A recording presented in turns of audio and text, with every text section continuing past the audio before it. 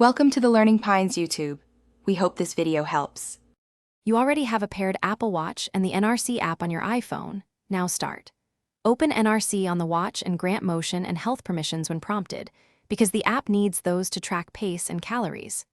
Once done, make sure Bluetooth is active on the phone so data syncs. Tap the workout or run shortcut on the watch face to load NRC's workout templates. This gets you into the app quickly so you can select a run type without digging through menus. You'll now configure the run.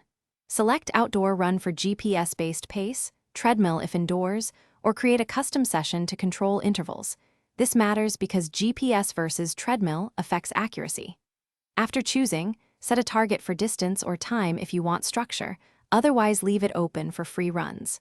Make sure heart rate monitoring is enabled on the watch so NRC records effort.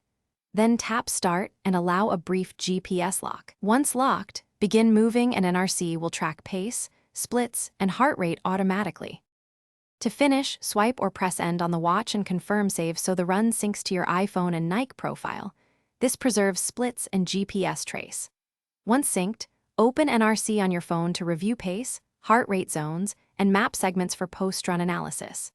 If something went wrong, no GPS route or missing heart rate, make sure location services and motion and fitness permissions are enabled, Bluetooth is connected, and the watch fits snugly. If needed, restart both devices and retry the run.